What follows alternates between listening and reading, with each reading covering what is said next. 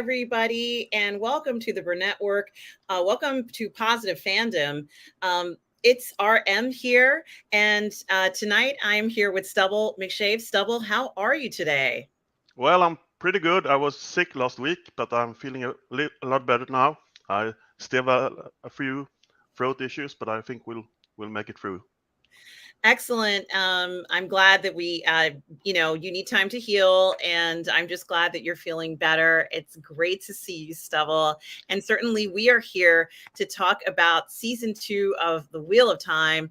This is such a treat. We've been talking about The Wheel of Time for so many years now, Stubble, and certainly about the books, about this incredible television series that's available on Prime. And we watched the first season, we reviewed it, and then we did a review show right here on the Burnett Work in Positive Fandom, looking at the Wheel of Time season 1. We had our thoughts and concerns and things that we loved about it. Now it's season 2, and it's just remarkable. I think one of the things, I mean, there's so much to talk about, but one of the things that I was going to say, and it is the same person who's doing the costumes, Isis Musadine is doing the costumes. I hope I'm not pronouncing her last name wrong, but Stubble, these costumes are unbelievable. Yeah, I think a lot. I think there's even one scene in one of the episodes. We are going to be covering episodes 1, 2, and 3. Episode 4 has already been posted, but I haven't watched it, and I don't know whether we could cover 4. We could probably cover 4, but I haven't seen the entire thing. So I did just want to mention that to anybody who's here, and I also want to acknowledge Tom Jr. Jackson, who's here, our moderator, collaborator, and good friend, a huge part of the Burnett Work. Tom Jr. Jackson, thank you for being here. But I did just want to talk about the costumes a little bit because certainly. This isn't an ordinary show. I think we're seeing maybe some of the most complicated costumes I've seen in a while. They're absolutely stunning. And of course, last season, as I said, it's the same costume designer, but there's even a part in this series where they focus on a dress. Of course, it's the Amaryllis Seats dress. She wore this stunning costume in season 1.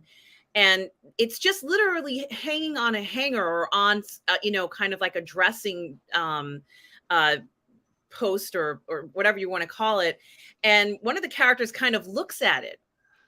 And, yeah, I thought it was very interesting to kind of do this and to kind of show that the dress itself, even the costume and the dress, it's almost as if the costume and the arms of the costume radiated, like the one power, if you will, or the sense of power that this character has. And she wasn't even in the dress. And I thought about that, and I thought to myself, a lot of the episodes, and I'm kind of starting with one of the important characters, Egwene, who seems mystified as she's kind of living in this White Tower. It's such a different place. She's had these adventures in the previous season when she was with the people of the Leaf, and that was kind of a much more laid back group. And now, she's in sort of what would be considered a palace, this shining white tower where everything is beautiful. She's doing what some of these other novices are doing, right, Stubble? yeah, She's been given this assignment, and the assignment is just to kind of, their entry level. They have to kind of work their way up, and the hope is that they'll be accepted to actually become an Aes Sedai. So even though you get into the tower, Stubble, it doesn't mean that you're going to become an Aes Sedai sister. It is very interesting to kind of look at how they're showing this, because both Nynaeve and Egwene seem very frustrated that they have to do all this stuff.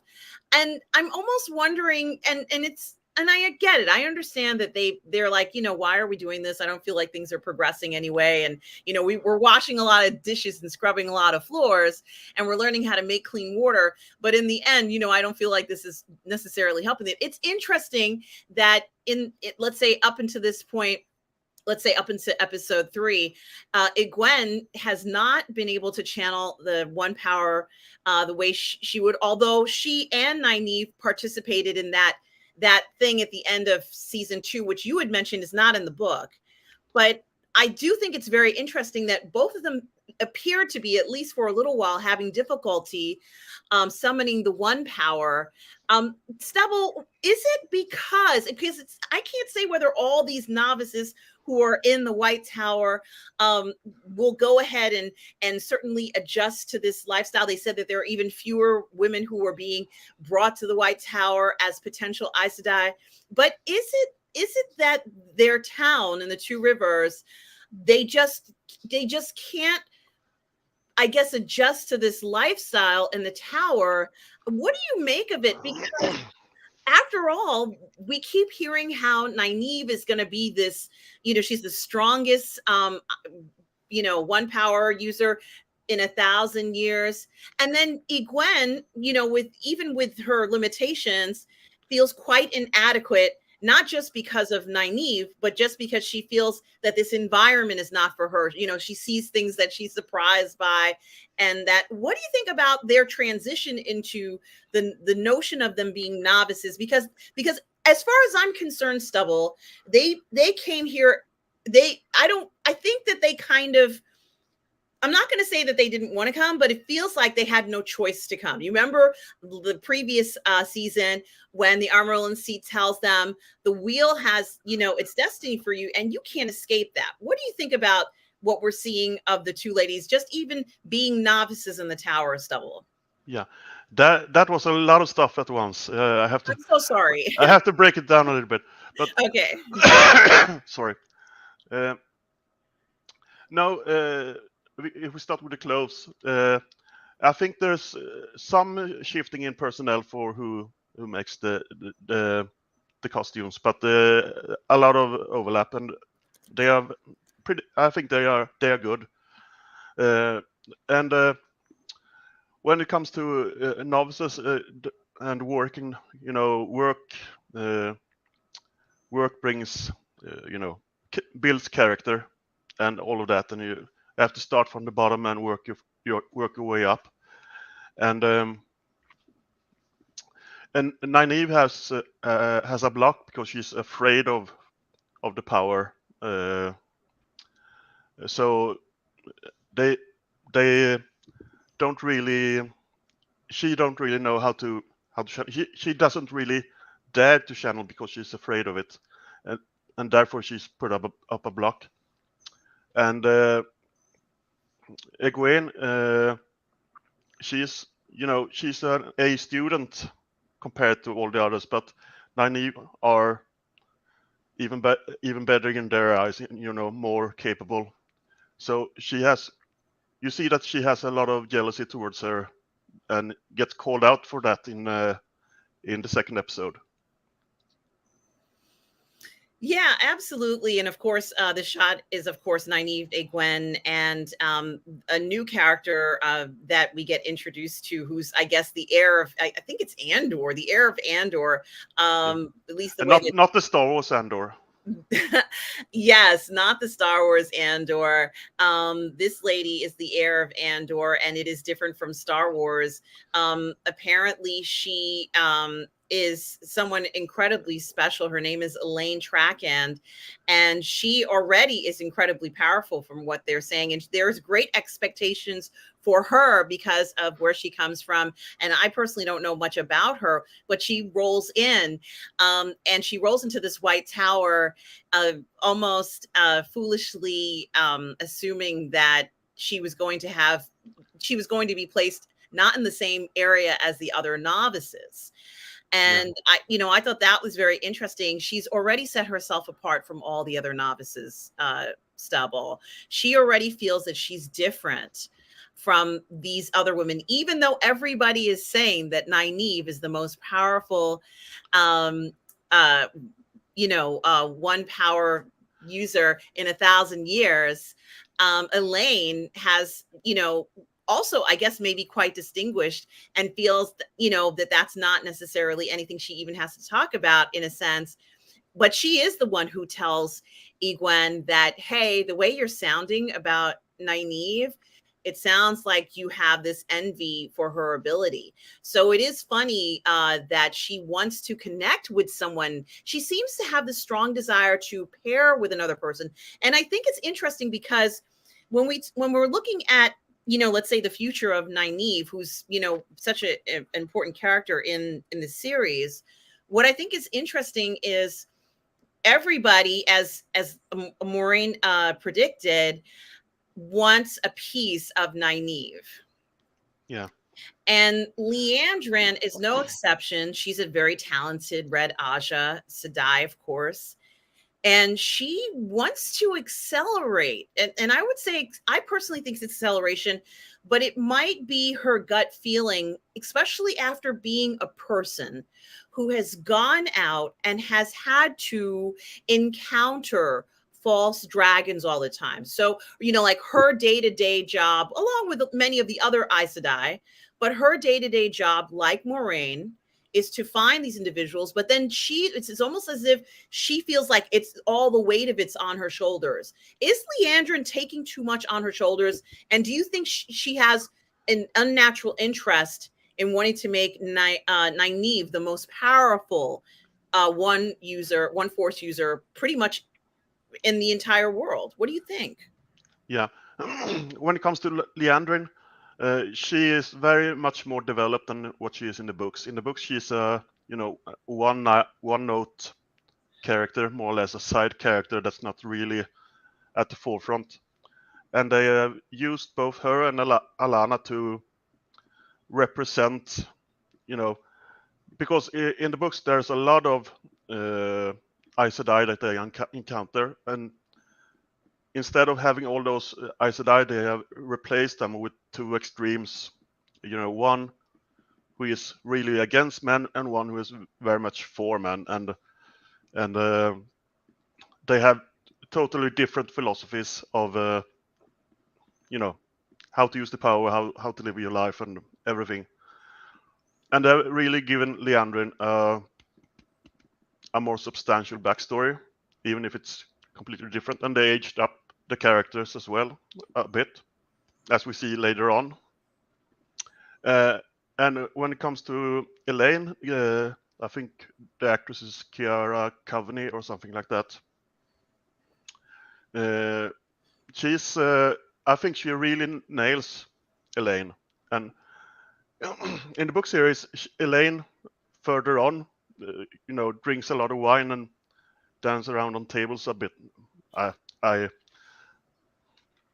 exaggerate a bit for effect, but yeah. But here instead they have make her brew, her own spirits, her own liquor, and that's a form of foreshadowing of what's coming later as well for her character about making stuff. But I think Kiara Coveney was a really good actress to portray Elaine, and I think she nailed the character perfectly. Mm-hmm. And she is an intriguing character so far, and of course, everyone watching this and who's here tonight knows that the series is still on. We're about 4 episodes in. Stubble and I will be reviewing episodes 1 through 3. And we have some comments from some of the viewers here who Alexander Duca says, my continued astonishment is how well they are doing with so much material with so few episodes, and how crazy some of the negative fan responses given source size, but some changes were needless. He goes on to further to say they are anchoring and showcasing girls in the White Tower so they can focus more on boys later. This approach is far more efficient for later. What do you think, Stubble? Yeah, about changes, I understand why they made some of the changes. I don't like some of the changes they made, but for example, aging up the characters works a lot better for in the books. The romances in the beginning is very YA in tone, but their story is not. So when they age up the characters, it's instead of having a flirt, they have a relationship, and so I think that works and raises the stakes for that as well. And I think they have depicted the girls in the tower pretty good. I want to make them. I want to that they shift the focus a bit more towards the boys in the series as well, because I think they have gotten too little screen time so far. But I think what they've done with the girls, I think, is pretty good. Certainly. And Alexander goes on to say the cleansing dirty water exercise will come in handy later. I'm sure it would. They really have me guessing on where they are consolidating, altering, or reordering it. And we knew that there was going to be this reordering and consolidating for a book that has so much information in it. And, going into a series, it wasn't going to be, they couldn't fit everything in it. Canadian Spring says the actresses are killing it. And also loves Liandrin. Yes, that's great. And Laura Tot says he hasn't watched it, but just saying hello. Something, Stubble, I think as well, as we're going on with this, it is very interesting that last season, Moraine seemed to have her one power ability taken away from her. And it's what I found kind of ironic was that we also witnessed some of the Aes Sedais taking the one power away from a false prophet. And so, it seemed quite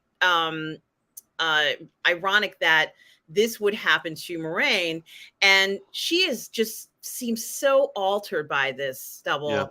And of course, these other Aes Sedai. Now, I don't know where they are. I do know where they are, but Lan and Moraine are staying outside of the tower because, as you know, Moraine is banned from exiled from going to the White Tower. But here she is kind of on the outskirts, wherever they are, and she's still trying to find out what she would normally be doing as an Aes Sedai, where the Dark One is, and she keeps investigating what looks to be, it's almost like I'm not going to say a murder mystery, but it's this intense investigation where she's looking at very specific things. She wants to see if the material where the Dark One was kept, I guess this prison, was something that would actually hold him. What do you think about the depiction of how she's still pursuing this? And yet it's clear that Moraine is not the same person, let's say in episode 1, that she was in season 1. What do you think about that? Yeah, they've changed Moraine's character quite a bit from the books, because in the second book she's just she's barely in it. She's in one chapter more or less, and so they have combined season 2 and season 3 into this season, books 2 and 3 into season 2. And in the scene where she does the investigation and all of that, that is a combination of what she does in book 2 and the start of book 3. In book 2, she does an investigation. In book 3, she have different informants come and give her information. And I really liked Bail Doman, who arrived. She bought a poem of him, or a text, and that was some lines that taken directly from the book, and I really liked that. But I think I would like to see this storyline come to an end, with Moraine without the power, because we know she will get her powers back. I guess she will get her powers back, and I would like to see it, be resolved pretty soon. Yeah, I agree. I think that it does go on a little long, and inevitably what ends up happening, I'm not going to say she hits rock bottom, but I think that she does maybe lose a little faith in the sense that she will gain the one power back. And that causes her to kind of separate or block off this bond that she has with Lan. Why do you think she feels that she has to do that? I guess it's for, she's kind of defeated in a way. She knows this is going to be the end of her, she thinks. or something like that. And I think he wants to spare Lan that aggravation, so she pushes him away. In the books, Rand tries to push the other boys away in the beginning because he thinks he's going to go mad and don't want to hurt anybody. So there's a similarity there, but I think that I want to see it resolved pretty soon in this season, because I think it's gone on a little bit too long, and it's more or less treading water, that storyline. So I want it to be resolved. Yeah, I think it does need to kind of move on, and certainly there's a lot more to tell in this story. That's for sure. So she's going through this issue, and once I think it's these two sisters who realize that, or at least they figured it out just through simple deductive reasoning, that the Dark One seems to be seeking out Moraine.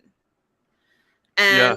I thought that was very interesting that they could sense, I would expect the warder to have this connection with Moraine. And I don't know whether Lan knows. He must know all of the details. But I found it very interesting that these other two ladies, who are also Aes Sedai, is that correct, Stubble? Yeah. They have combined 3 Aes Sedai into 2 Aes Sedai. So because they have combined Vandine and Adeleas into Verin and Adeleas. Verin is a separate character and a fan favorite character. And so what was the question? The question is, why is it that, Lan, who's bonded with her, I don't know whether he knows all the details about the fact that the Dark One seems to be, seeking her out, so to speak. Why were the sisters able to figure out that she found the dragon? Well, I'm not really sure what with the show, really. I think that they found her because they followed Bail Doman, who had the poem that he sold to her, and that's maybe how they found her. Because he was followed by them. You learned that in their conversation. So I think it was that they tracked them there and saw them, and then they were attacked later on. That's my guess. Yeah, and it is probably the correct answer, because certainly, we see a situation where the other Aes Sedai are telling her that we have books for you. We have these books and materials that you might need as you're continuing on and finding out what's going on. And Moraine she almost wants to kill one of them when she finds out that they know that she's found the dragon. Why is Moraine so defensive against the sisters? Isn't she supposed to trust them? I mean, what's going on here? Well, most sisters would see the dragon as a threat. So, and she sees him as, he must be there to face the evil at the end. So she has known about the dragon for decades, and have never dared to speak about it to anyone, because they might just as well, gentle him before he has an opportunity to fight later on. But when Verin says that she supports Moraine in this, then she's, eases off on the whole thing. So, but so she hasn't revealed it to really any Aes Sedai except for the Amelin, she already knew. Yeah, and Canadian Spring goes on to say they're members of the Brown Aja, known for their research and knowledge. Thank you, Canadian Spring.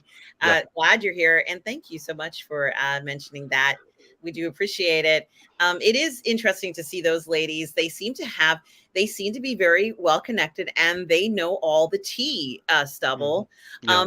they know that Lan is trying to figure out what's wrong with Moraine, and he seems to be bending over backwards to help her. Even when she goes off on her own, she kind of, I'm not going to say runs away, but he's about to give her dinner in the first episode, and she's not there, and she has this encounter with what I'm assuming are fades. Is that correct, Yeah, Stubble? yeah. They have replaced. It's another type of monster in the books, but they replaced them with fate because everyone knows about them.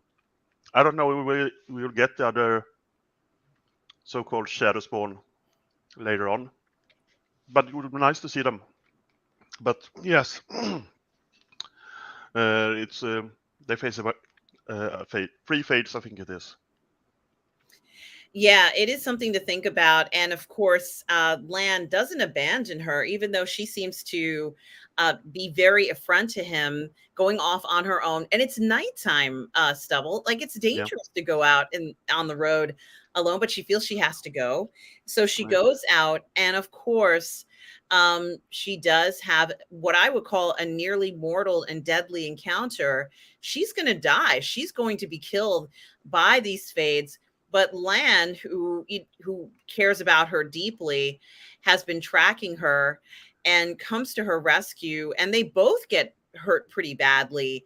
Yeah, Once again, the other Ajas come, the other Aes Sedai come, and they are the ones who I guess will heal them in the next episode or so. But it is very interesting to see how that plays out, because they took such a huge chance. Stubble, she took yeah, such a huge chance, and Lan himself, going by himself, he could have asked one of the other warders, although I don't think they would do this, to go with him in this particular case, since Moraine was being so myriad about where she was heading to. Only no one knew what she was doing, but she surely would have died if Lan hadn't gone ahead and saved her at that point. So this yeah, might be one of the most, I'm not going to say it's reckless, but I was surprised she did this. But clearly she didn't want Lan to be involved. That is obvious.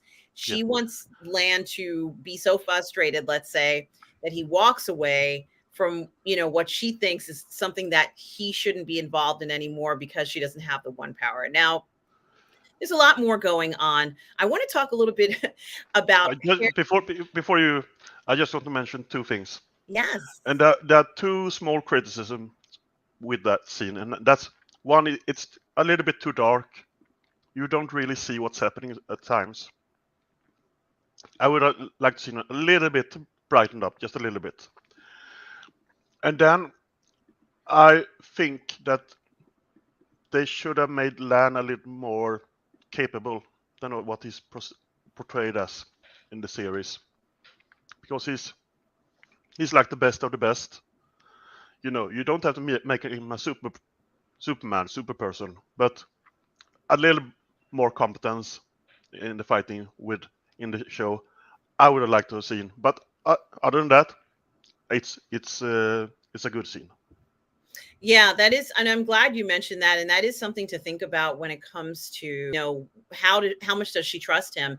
And we do kind of find it's actually kind of hard to watch some of the scenes where, she essentially is telling Lan that, she almost can't bear his presence anymore. It's become too difficult for her to Yeah, almost function. I think it's a part of it reminds her of what she lost as well, and It certainly does. she doesn't have anything to live for except her drive. She thinks, her goal to see the dragon, on his way to eventual victory, perhaps, or whatever. But I think that she, uh, she has a drive to see it through, and that's what keeps her going. At the same time, she's frustrated by being reminded of what she lost, and Lan represents the part of what she lost. Yeah, that is a very good analysis of that. And thank you for saying that. And, I think that they talk a little bit. The other Aes Sedai, I guess it's the brown Aes Sedai, the brown Aja rather, talk about how if you lose your powers, it's like you lose the ability to function in your own body, and it would have killed any other Aes Sedai, but Moraine is alive somehow after that. Yeah. After it's probably about 80 years. I don't know how many years she is, but it's Yeah. alive. And I don't think she has been, stilled. I think she's a Sheila has been put upon her, I think, and tied off. That's my guess. Okay. Okay. Yeah. That's interesting. And of course, we have to talk about Perrin, who I think initially his future seemed quite grim to me. And I think that, obviously he suffered such a tragedy in this story by them deciding that he was going to unfortunately be responsible for the death of his wife. Nobody wants to see that, but that's what happened in the story, and that's what they gave us in season 1. And he suffers with this, and he ends up realizing that this association he has with wolves is more than just a coincidence. How would you explain Perrin's situation right now, Stubble? What is Perrin, and what is his power? What makes Perrin different from everyone else? Yeah. You haven't seen episode 4 yet, so you get a little bit of, explanation of what his powers are, or what we should call them. And it's not a big, big revelation or anything, but so he can talk to wolves, and they can send him mental images, and that's what's how they talk to each other. And we just see it as visions in I think it's episode 2 or 3. I can't remember now. Mm-hmm. Where they where first it's people have been killed, and he sees someone running away in a vision, and that's supposedly the wolves have seen that and sends him the images. And yes, this is later on, I guess, this picture. And that hasn't been in the show yet, right? I don't know. I'm just No. showing it may not have been in the show yet, but it is what he looks like, let's say, as of right now, though he's Yeah. maybe a little bit more bloody, but he does look like this Yeah. in episodes 1 through 3. Yeah. And Yes. yes, go ahead. No. What were you going to say? I think it is interesting that his future feels, I don't know what's going to happen to Perrin, but his future and what he's doing feels very different than season 1, where he just seems so lost and scared and Yeah. didn't know what his future was going to be. He feels much more powerful and grounded, and he's a much more interesting character in this season than in Yeah. season 1, Stubble. I mean, he's just shining. It's like a breakthrough, and he has this sense of purpose, but his life that he's living with many of these other men, this group that he's with, it's terrifying, Stubble. They're Yeah. witnessing some of the most horrific things ever, and he has these abilities, which we do see in I hope I'm not jumping too far ahead. I don't think I am, where he can see things that have happened, but also his thoughts and things that have happened in his life are shared among the pack, if I'm saying that correctly. Yeah. And Yeah. I love the imagery that they're showing us here, but I also think that sometimes it can be just a little confusing in the sense of that was something from the past. He can't predict the future, but he can see things that have happened in the past. So when he's in a bind, or trying to figure out what happened, because there's essentially a group of them. I guess they're trying to hunt down. Who are they trying to hunt down, Stubble? Yes. There was a lot of things. I'll start with the Perrin in season 1. They had this thing where he killed his wife, more or less to put a pause on his, on his development because they didn't have time to really flesh out his story in season 1. They were laying the groundwork for how White Tower worked and all of that. So his story kicks off more or less in season 2. And those they are searching for, those are the guys who, Perrin Fane, the guy who took the box with the horn in the end of season 1. They are following him to get that back. So that's their mission. So they're following him, and they witness things that's happened along the way. There's a village where people have been killed, and there's a fade that's nailed to a door. And then he goes into a house where he sees visions of what happened. And I'm a little confused about that because that's more or less a scene that Rand has in the books, more or less. But it's played as if the wolves saw it. So I don't really know how that works in the show. There was like an attack and people screamed and that whole thing. So I don't really know how that works there. I guess maybe we'll learn that eventually later on in the season.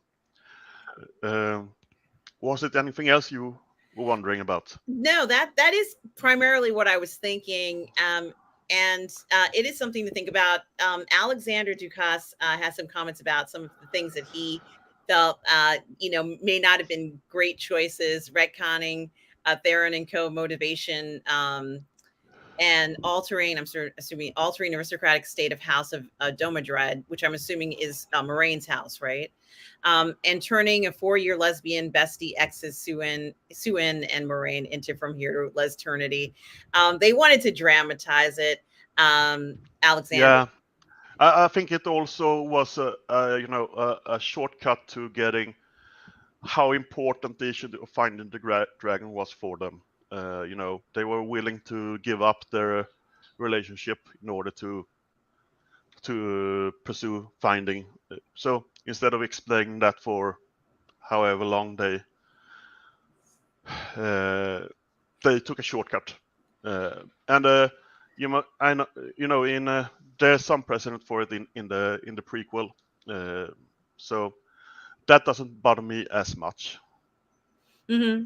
And it's something to think about. I also want to thank Tom, our moderator, collaborator here, and part of the Burr Network family. Tom Jr. Jackson has his own YouTube channel, guys. So please take a moment out and do subscribe to Tom's channel. He's got tons of reviews on there. You really do want to check it out. Tom, is there a member call tomorrow? I thought Robert might have said there is one.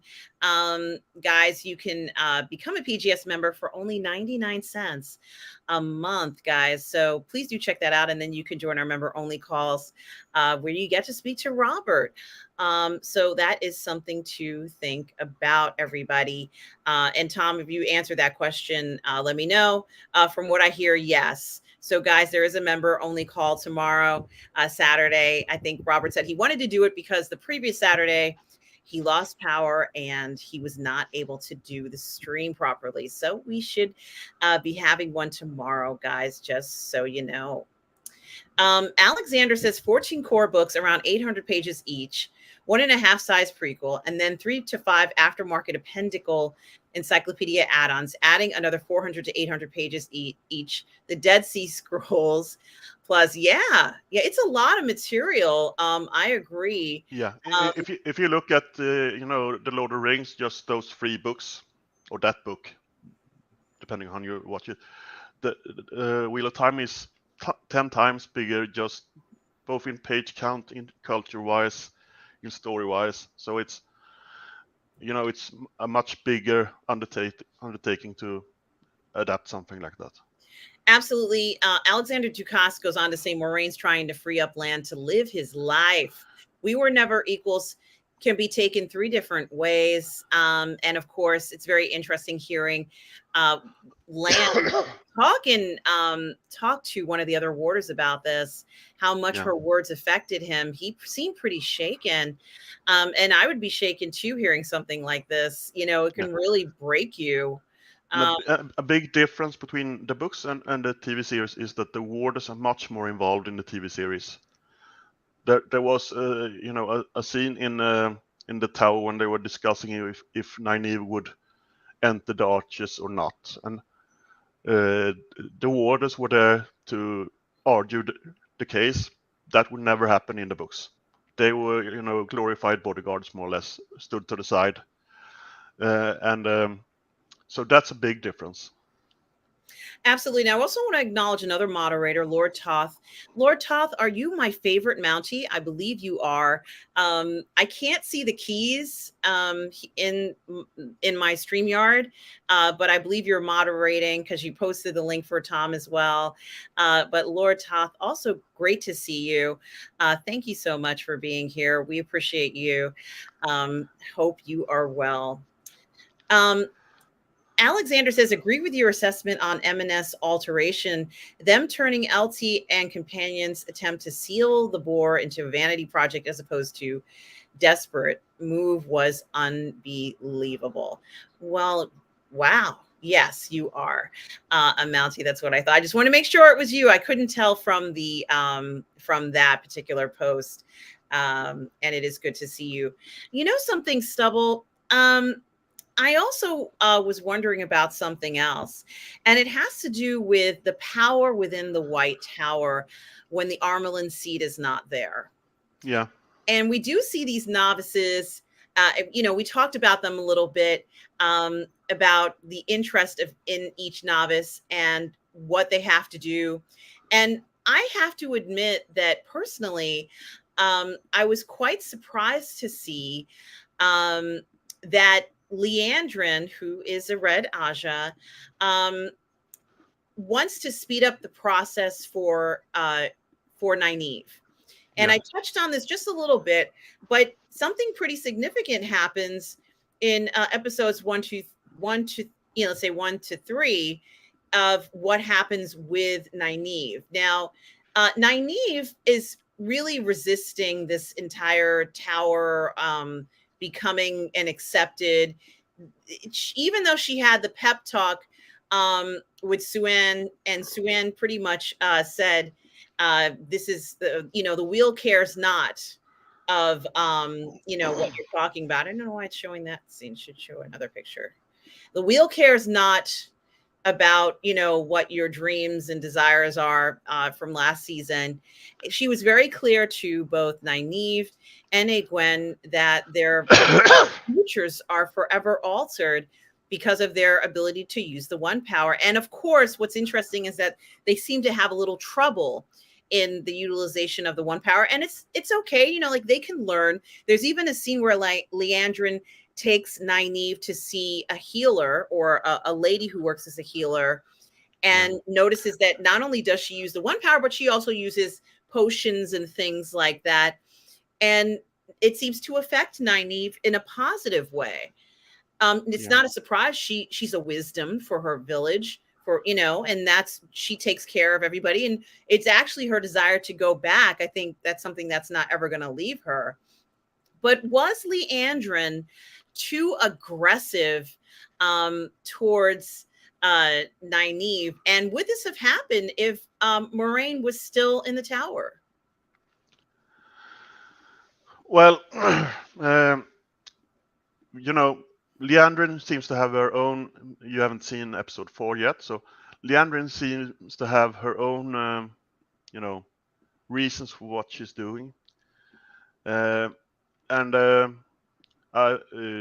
she sees Nynaeve as a means to an end in some way, and she would like to see her join the Red Aja and join their ranks, and she argues for that a bit in the show, and she's very. The character is very, aggressive and talkative in her interaction with all the characters in the show. And in the books, she's a very different character. She's a very, she has a goal and she goes for it, more or less. Here she's a, much more talkative, interactive person. Uh, so what was I don't know if I answered your question or not. Well, just that, do you think she was too aggressive? And if Moraine was in the White Tower, of course, Moraine is banned from the White Tower. Yeah. Would this be happening if Moraine was still in town, so to speak? If Moraine was there, she would probably have been guiding her a lot more, and called Liandrin. She called Liandrin in season 1. That she knew about the man in the North Harbor thing, and we in this season we get to learn what that person was, and it seemed like it was her aging son, and they include those things to understand why Aes Sedai don't marry and form a relationship and have kids, because they outlive their kids, and it's not a pleasant thing. Well, I thought it was interesting that Moraine was aware that Liandrin had a man she cared about, but quite ironic that Nynaeve followed her because she saw her take that red powder. Yeah. And she says that, I thought you were going to kill this man. I Yeah. thought you were going to assassinate him. And, she's giving, Liandrin is furious that Yeah. Nynaeve has seen this. And I'm going to talk a little bit more about and come back to Nynaeve. Well, maybe I could just say it now. Despite their tension and incredibly emotional confrontations, Yeah. we do see Liandrin, who is not allowed to train novices, is not allowed to do a lot of things, somehow manages to finagle things. Yeah. So Nynaeve has to go through the arches. Now, these arches are incredibly significant because it's like this test for a novice to become an accepted, meaning that they would become an Aes Sedai. I don't know that much about every single novice. They talked about how you'll have a number of attempts, and if you don't finish it, you can't stay in the tower. Were you surprised when Nynaeve went in and it appeared as if she wasn't coming out? Yes, the third try, you mean? Yes. Yes. Well, the just to draw comparisons to the books. In the books, there was kind of that thing, but she, it was the doorway disappeared for maybe just a few seconds. Then she channeled to get it back. Now it was, a day later or something like that, or half a day later. So yeah, that was a bit different. And but she lived not a lifetime, but maybe 5 or 10 years in that other world, and had a family and kids and everything. And then she got back and lost the kid she was holding, and it must have been really traumatizing if you have really lived for like 4, 5, 6 years, and have that happen to you, and you experience that as real. It would be very disturbing. It was disturbing to watch, and I wondered, because it looked as if while she was in the arch, I guess the third arch, seems like she had reunited. She, in the scenario of the third arch, she decides to leave the White Tower and then runs into Lan, where they reconcile. And of course, as you mentioned already, Stubble, she ends up having a family, but then they're attacked several years later. But while she meets Lan, it looks like an arch appears, and she turns for a second, but she doesn't see it. That was the original test, because first there was, she missed the arch, or I don't remember, but it was, she failed the test and was sent out to the tower, but she didn't. The test was still continuing, and the end of the test was really when she met Lan, and that was the when she was going to go back to the tower and not continue with this man. So did she ignore that last arch? Did she see it when she met Lan?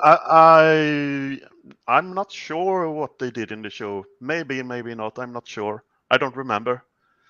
But there's kind of a theme to her test, and that's abandonment, abandoning those who need her, and that was common through the tests.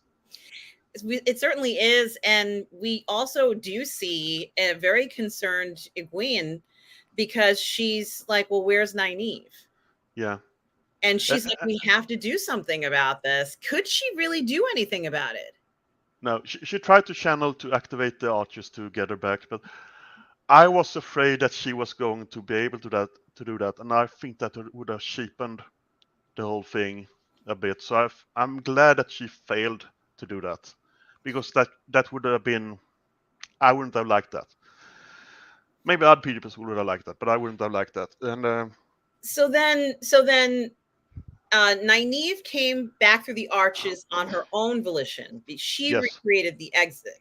Yeah, she channeled, and she did her big channeling thing, and that in the books she's really focusing on getting the arch back.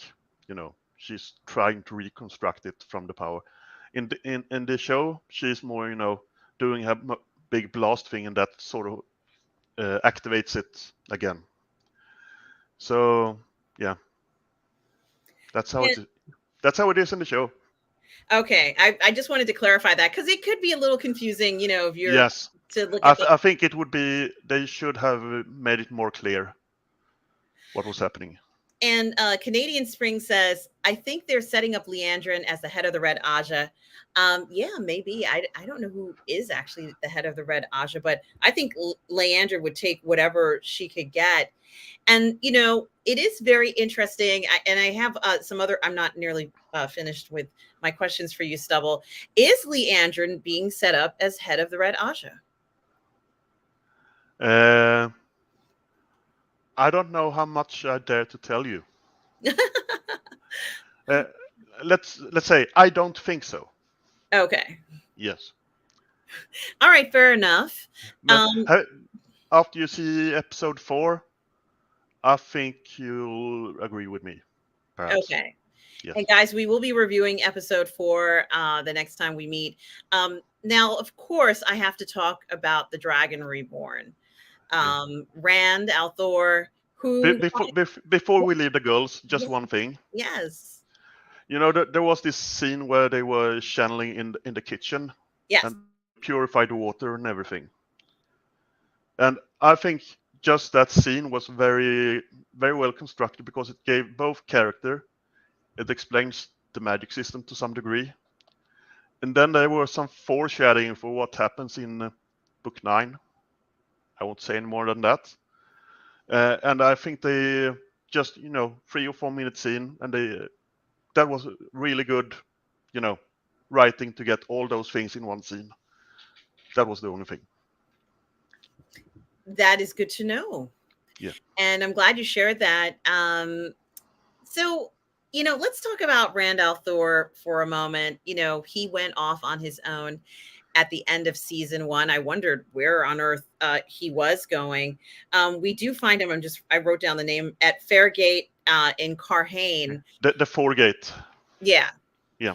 And he's there, and it looks like he's caring, and I could be wrong. He's at, looks like a hospital, but incidentally, as he's caring for these people at the hospital, and I'm sure he does other work, but incidentally at this place is the false dragon. Stubble, what is he doing there?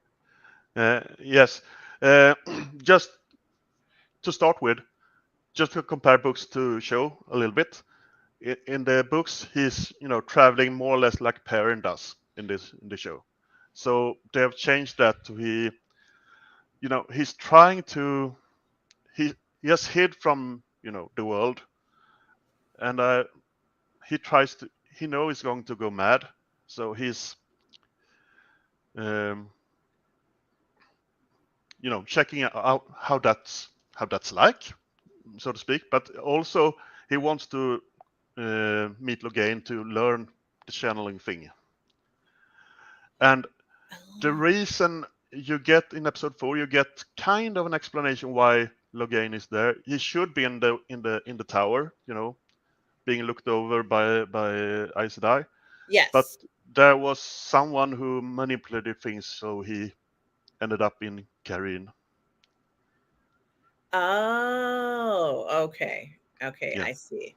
And I had wondered about that because you know, the Logain is convinced that Rand has sought him out. Yes. Um, And that's one thing that they changed as well, because I'm going on about changes, but it's just a way to explain. Uh, in the books, men can't see that other men can channel. We Women can see that other women can channel. They they flipped this so that women can't see that women can channel, but men can see that men can channel. Or there's an unreliable narrator. And the unreliable narrator can be Logain in this case, because he may think that he saw the glow about someone who could channel, but it might just as well be that he can see the glow around people that are Taviran. So I don't know where they're going with this, but he saw Rand when he was led through the streets in Tarvalon in the show. In the books, it was Camelin. But anyway, he saw him, and that was when he started laughing, because he saw, oh, this person will cause much more damage in the world than I ever did, or something like that. So he recognizes him and knows that he knows that he wants to talk to him. And Rand almost kills a guy to get that position. That was a bit strange for me, but he was an asshole, so he had it coming. But maybe it was a bit much. yeah, and I don't really see Rand that way. Although maybe he will be that character, but I don't see him that type of character yet. I think he's very sensitive. He almost looks incredibly hurt, knowing that or at least or his perception of things is that his future is set in stone, and what he represents. He is Yeah. very concerned about, and I think it is interesting to show how concerned he is about all of this. He seems quite lost, although he Yeah. seems to have hooked up with this chick. Yeah. I don't know who she is, but they seem to be pretty tight. And this entire, uh, foray of his into caring for others is going to take a much more twisted turn, I think. We even see a few instances where it seems like the dark power does almost possess him a little bit. Is that happening to him? And do you think he has any control over that? At least from what we can see. Well, he has problem with control. That's obvious. But it's not maybe as obvious to you, but to me it's very obvious that he's manipulated by someone. Oh, Yeah. okay. And I will just mention about the hospice, the mental institution. He knows this. He meets this old man in the beginning who's is afraid of him and all of that. And he talks about sword forms and Yeah, he wants to become using. a sword master or Yeah. something like that. So in the books, Rand has already trained and learned a lot about a sword. He hasn't done that in the show, and I hope this is the start of it. Maybe, like someone who wants to be a karate champion starts with reading a book about forms or something, but you have to make the practical as well. So I hope we get some scenes where he trains later on. Otherwise, I won't buy it, but I hope we get that. Well, thank you, Canadian Spring, for thank you for that. Saying RM, so many of your questions are answered in episode 4. Absolutely. I also want to hear what Stubble thinks as well, and you guys, about how the series is progressing. Whether you like the way the characters are portrayed, whether this story makes sense or not. Are the costumes as spectacular? Do you guys think the costumes are as spectacular as I think they are? I think that the costumes contribute quite a lot to this story. And the production design. Does the production design what you thought it would be for this series? And questions like that would be interesting, Canadian Spring. Let us know what you think. And for those of you who do have thoughts about it, so far for season 2, Stubble, is this what you were hoping for? And I have one more question after that one. I'm not sure what I was hoping for. I was hoping for, you know, that they took a step up with effects and clothes and better pacing of the story, and I think they've done that. I'm not happy with everything they've done. There are some issues I have, but it's a clear improvement of season 1 for me. So, yeah. Now, of course, my last question is going to be when Perrin and his companions come across this new group of one power users who are incredibly intimidating. What do we know about them? Are these the individuals who are on the boats we saw at the end of season 1? And they seem to, I'm sorry about the alarms, they seem to be saying to everyone, you have to bend the knee to us. We were Yes. here before you all, and we're just reclaiming a land that is ours. Yeah. Well, let's make a metaphor or compare it to our world. Imagine that someone like Julius Caesar conquered all of Europe and parts of Asia, and then he had his children sail over to America, which was unknown, and they conquered the whole continent for 800 years. While after they sailed away, Julius Caesar and the emperor and the whole empire crumbled and became new nations. So those who have been away they fought for 800 years to conquer the whole continent, and the last 50 years they have prepared the army to reclaim their lost land. So it's a return. It's the descendants of an ancient empire that wants to reclaim their land. So that's how you can see it, more or less. Maybe I wasn't too clear there, but No, I understand what you're saying, and of course, the one of the characters or one of the main characters in the scene is a character by the name of Lady Suroth, yes, and she, although I don't know whether she also has the one power, she has some very powerful one power users in her yes, party who are just taking over lands with incredible force, Stubble. Um, and it was interesting that some of the characters have this something over their more or mouth. less a pacifier or something like that. Yeah, Yeah, it is. It looks exactly like a pacifier. It's certainly something that it seems like they don't have any freedom themselves, no, and they have to just follow what Lady Suroth is and I says to do, and they are doing that. Like she's giving them commands and yes, wrecking havoc on the people there in these lands who don't want to take they don't want to bend the knee to this lady. They don't even know who she is. But they're being put in a difficult position because they are witnessing the aggressiveness of this leader. Why is this happening now, Stubble, in the story? Well, I don't know how much I can tell you, you know, spoilers and stuff, but we'll learn a lot about it in episode 5, I think, with the title of that episode. But let's just say that what you want to control what you fear, and when you control something, you put it in chains, and so it's a form of form of slavery, more or less. And the pacifier is not in the books, but it's a visual medium, so it symbolizes, they have no right to speak.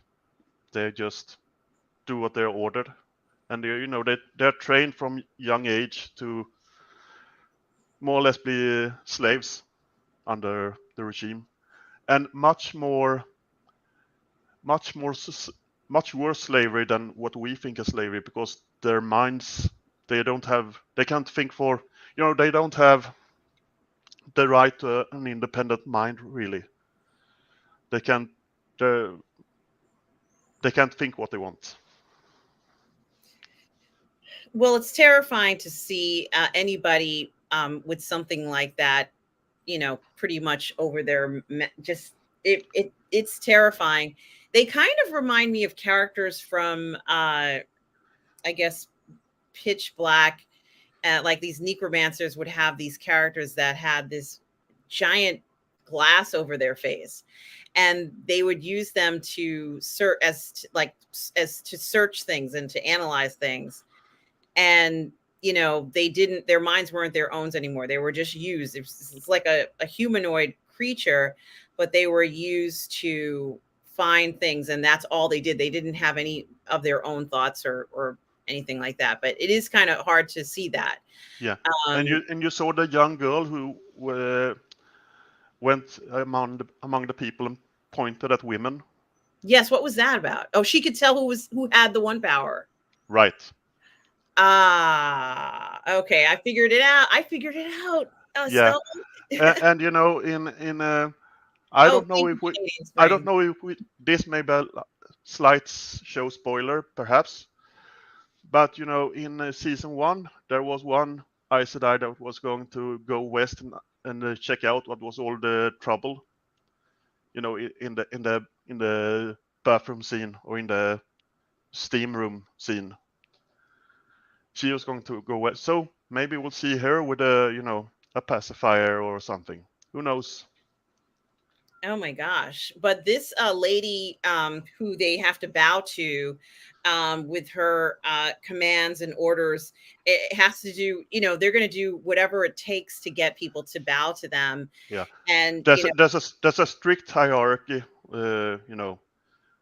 She's of the blood. She's of the imperial blood.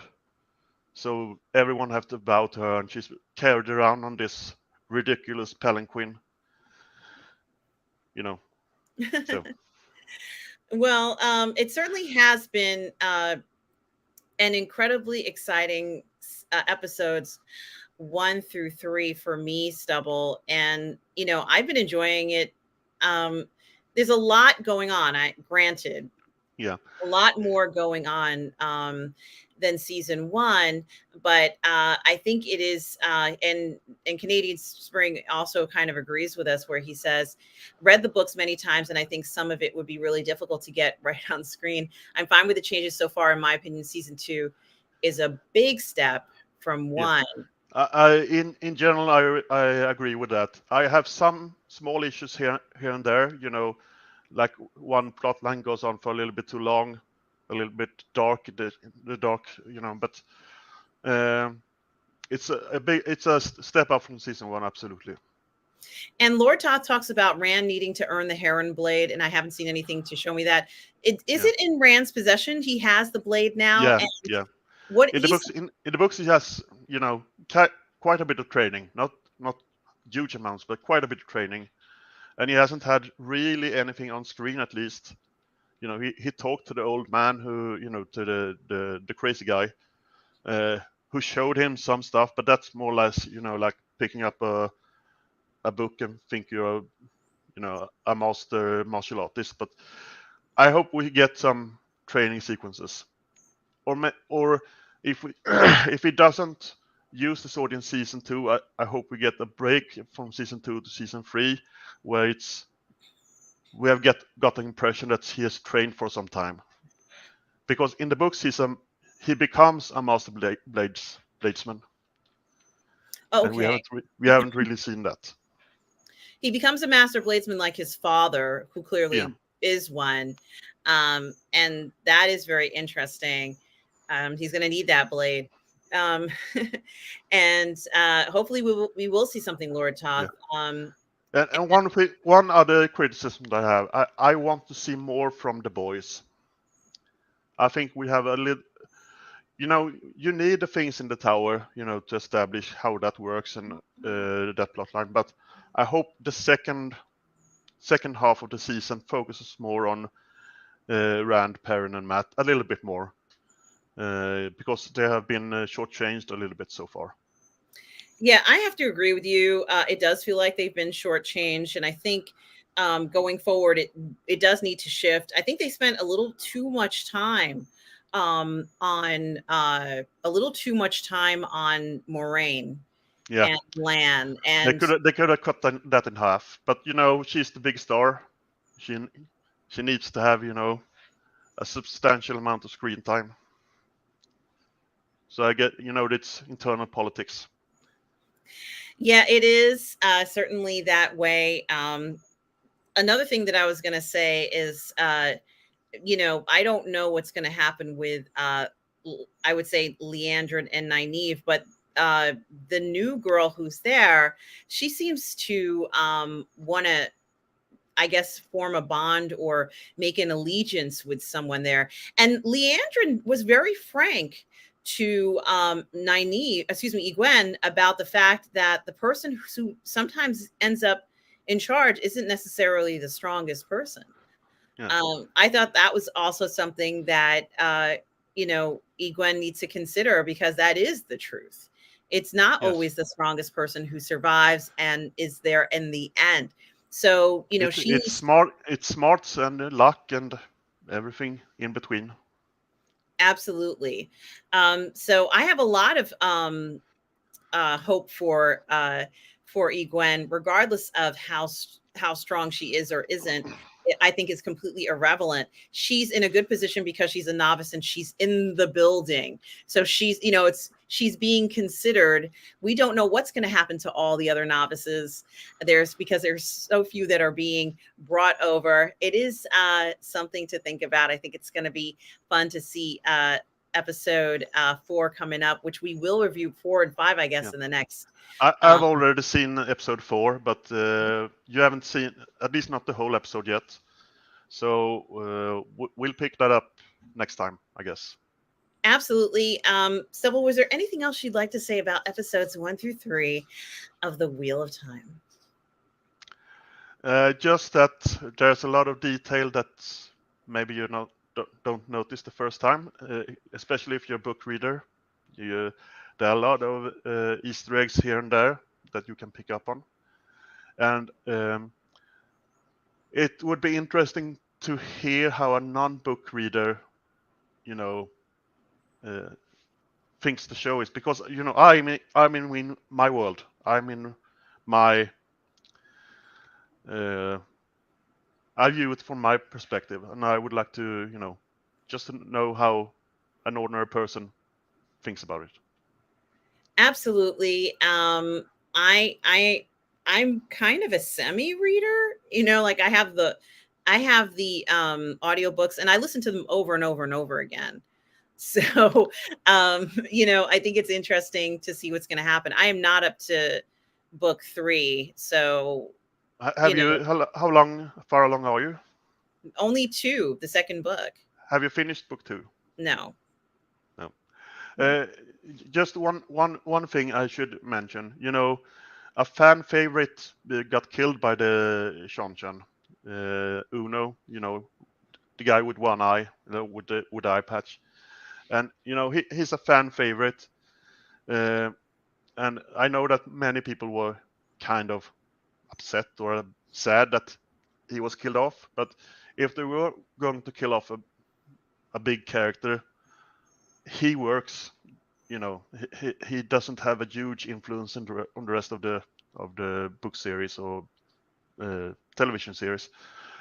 So I understand why they picked him, and I'll just say that I would say that it's a 20% chance that we'll see him again this season. I'll leave it at that. All right, I like these predictions.